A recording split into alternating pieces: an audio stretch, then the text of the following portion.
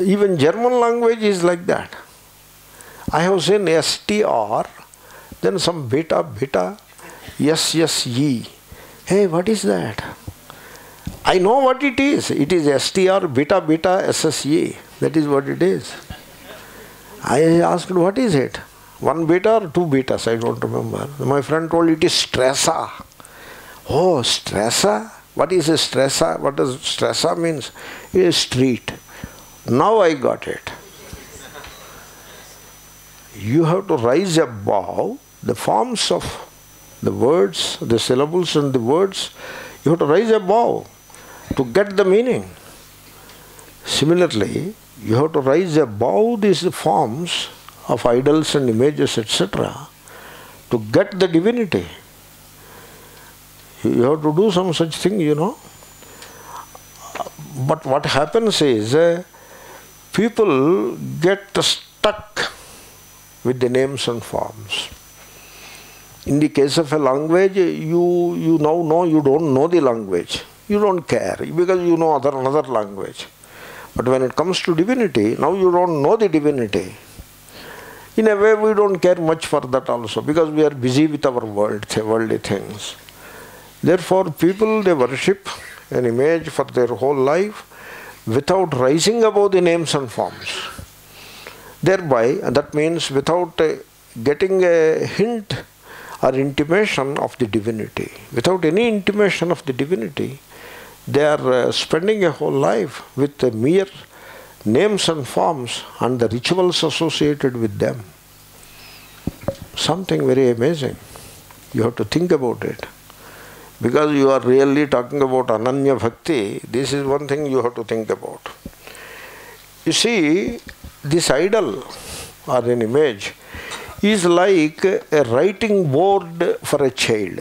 A slate or a writing board with a pen or a pencil is given to the child, a color pencil. And the child learns to write letters on it. And the child keeps it in his bag and he keeps it safe and he doesn't allow anybody else to touch it. It is the writing board of the child and the pen and he will write. Suppose you ask the child to write, hey, oh dear child, you write father. Then he will pull out his writing board and pen and writes F-A-T-H-E-R, he writes. Suppose you give him another piece of paper and a pencil or a pen to write father. He said no, he won't write it. In fact, he will not be able to write. He can write only on his writing board. He practices on his writing board. What is the purpose of that practice? So a day comes when he goes beyond the confines or the limitations of a writing board. He becomes expert in writing these letters and words and sentences. By practice he becomes an expert and he can write anywhere, on any paper he can write, in a conference hall, on a board he can write. He can write the words and sentences anywhere he can write. That is the practice. Similarly, you take an idol. That is like the writing board. You take an idol and learn to see God in it. It is pratika. It is called pratika, symbol. It's a symbol. It is like the passport size photograph, a symbol. You see, what is suppose the young man keeps the passport size photograph of his fiancée in his purse and puts it in his pocket. And now the fiancée has arrived, but still he doesn't look at her. He looks at the passport size photograph only. That is not a very happy situation, right? And I give this example, must have said it earlier also. In the immigration, our Aadhaar card is there. In the Aadhaar card, the syllables are too small. And you have to cautiously read them. And then the photo is also not, it is a stamp size photo. I was wondering why not they put a little bigger. Anyway, they are still struggling with this Aadhaar card. You have to make 1.3 billion Aadhaar cards, not easy. So they have to refine it. They are doing it. But the photo is like a stamp size. It must be passport size, not stamp size. It is too small. And the security guard, he looks at the photo first. And he returns the Aadhaar card to you and allows you to go in? No. He won't do that. He is not like our devotees. Okay? He looks at the passport photo, passport size, not even a stamp size photo, and then looks at you. And then cannot correlate immediately because this thing is too small. Then again looks at it, then looks at you. And he grimaces a little and then said, okay, go. That is what he does. In the Dehradun airport, he does that all the time. Really. Because the blessed thing is too small. And then in the immigration in US, he was looking at my passport and looking at me. Looking here and looking at he says, this doesn't seem to be your photo. He has to confirm that. He is not satisfied with the passport size photograph. He has to correlate it with the real guy. Because he knows it is not real. It is only a pratika. It is only a symbol, an image. It is not real. Image is not the thing. Symbol is not the thing. Word is not the thing too. Below the symbol, a word is written. Swami TV, like that it is written. That is not the thing. He sees Swami TV on a ticket and sees on the photo, on the identity card and sends you. No. The name, the word is not the thing. The word has to connect with the real guy. The image is not the thing. It has to connect with the real guy.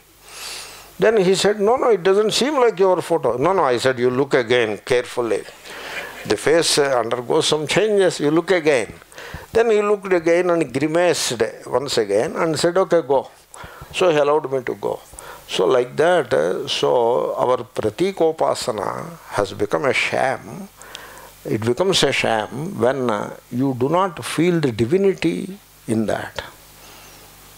And I ask you the question, when you look at, say, the image of Sri Krishna or Shiva, whatever, do you feel a sense of wonder and amazement in you or not? If you feel a sense of wonder and amazement in you at the glory of Ishvara that comes to your mind, even as you are looking at the image, then you are able to go beyond the Namarupa, beyond the Pratika. If no such thing happens, you are badly stuck with Namarupa. You have yet to discover what is Bhakti.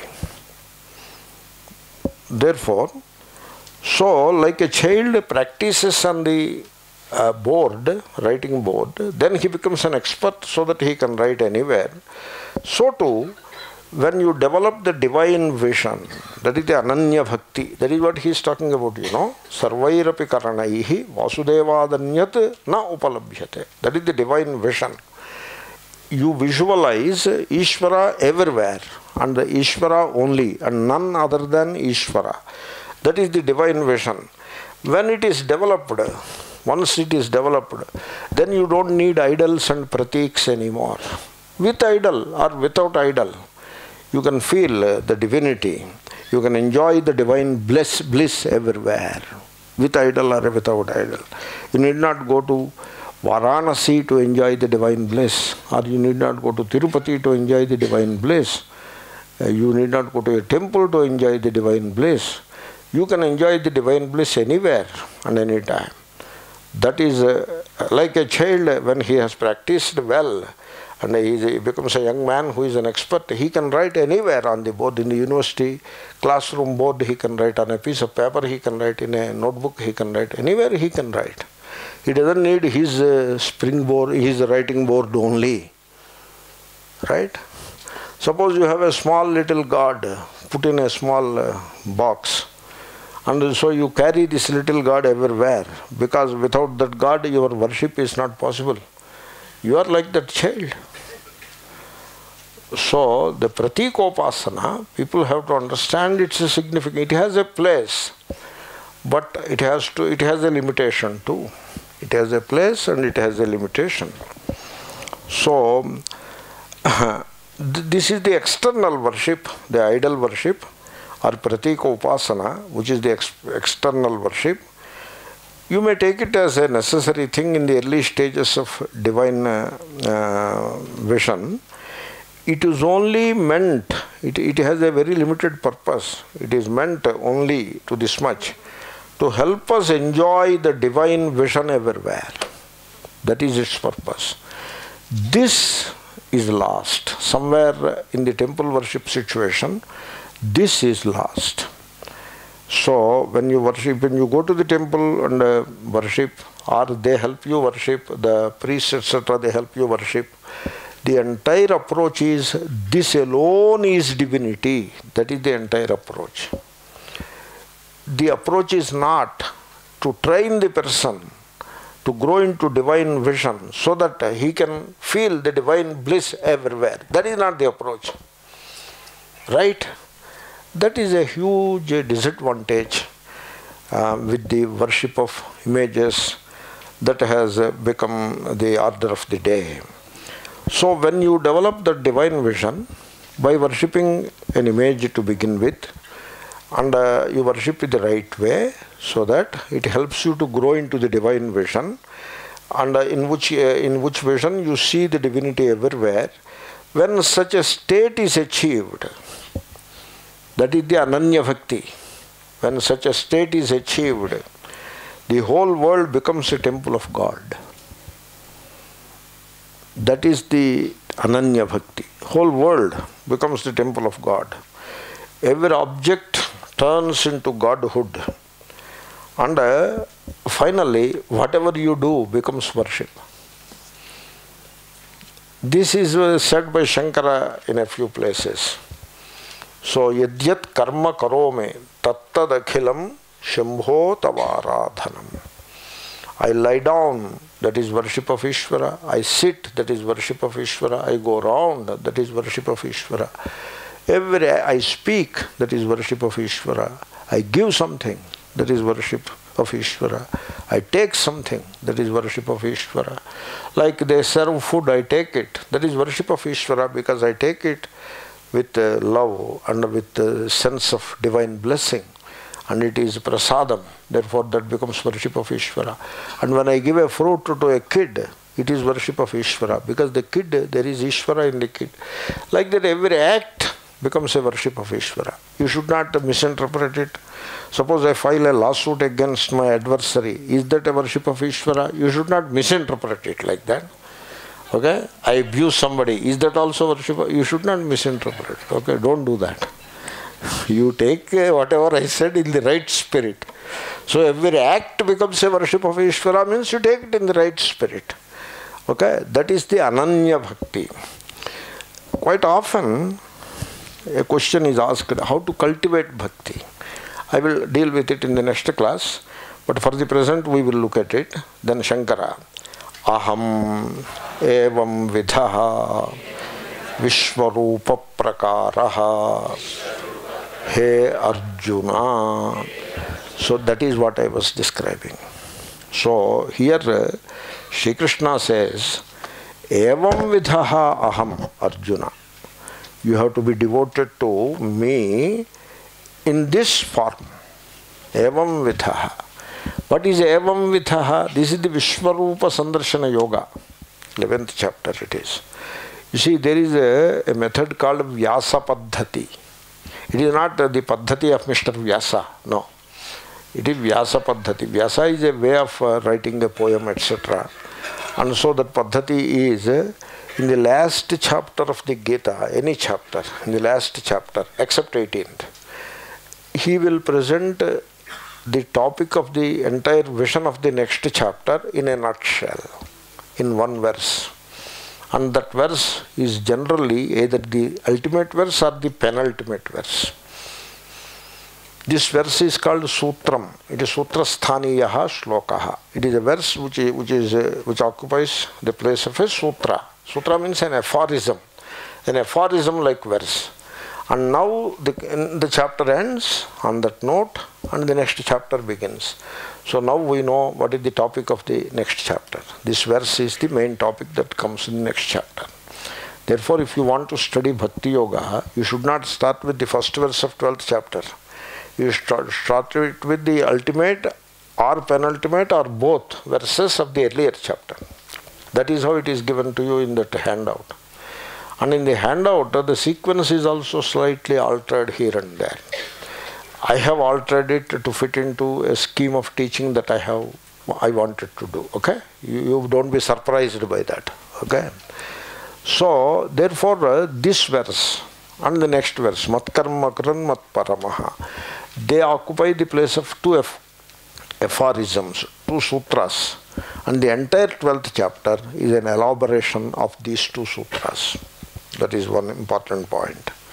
And so here we are talking of the worship or the devotion to Ishvara, who is evam vidhaha. That is highlighted by Shankara in his Bhashya in this verse and also in the entire 12th chapter. He will repeat it again. Evam vidhaha means Vishwarupa Prakaraha. Now you should have a correct appreciation of Vishwarupa, the word Vishwarupa. You see, Vishwarupa we have converted into an image in which there is a central person standing with one head, and there are heads and heads and heads on the right side, heads and heads and heads on the left side. It could be a pratika, a symbol, because all are not human heads. Some are different heads. All kinds of animals are represented as those heads. That is a saving feature, a saving grace in that figure. So that means what? Here is the Godhead, the God, and every head in this creation, that is Sahasra Shirusha, Purushaha, Ishvaraha, he has infinite heads. Sahasra is infinite. So that infinite heads. So you should not imagine that there is a person standing there with countless heads this side and countless heads that side. That is not the way to look at that. That becomes a very weird thing it is, you know. You should not end up in believing in such weird things. It is not like that. The countless heads means every head that roams on this earth. Every head means every person. That every head is Bhagavan's head. That is the idea. Is Ishvara's head. That is the Vishwarupa. Therefore, the five elements are the manifest forms of Ishvara, and every life form is the manifest form of Ishvara. And you look at the world that way. That is called Vishwarupa Darshanam. You see, you don't try to convert Vishwarupa into some esoteric, mysterious thing displayed by the God at a given time to somebody. Don't try to put it that way. It was described like that, but you should rise above all these descriptions. Like you read the words and sentences and rise above the form to get the meaning. Similarly, you rise above that description, which sounds like a historic event or which sounds like a storyline, but you rise above those story details to capture the vision implied in that story. The vision is Vishwarupa Sandarshanam. What is the Vishwarupa? You put Sarva in the place of Vishwa. So, Sarvam Khalvidam Brahma. That is the Vishwarupa. So, that is Aham Evam Vidhaha, Evam Prakaraha, means Vishwarupa Prakaraha. That is the Bhakti. You must be devoted to Ishvara, who is manifest, whose manifest form is this universe. In Mandukya, I don't use the word manifest. Here I am using it. I have compromised myself and I am using it. Okay, you please appreciate that. So, all the five elements are the manifest Ishvara.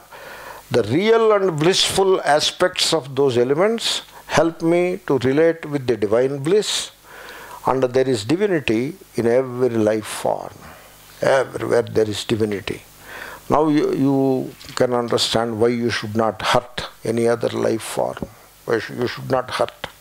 No himsa. Why not? Because it is as much divine as you are.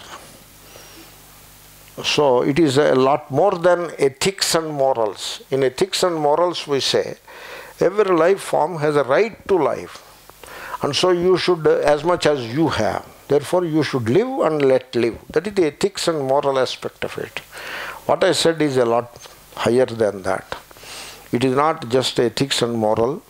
It is ethical and moral. It is ethical and moral, not to hurt. But it is the divine vision that stops you from hurting another life form.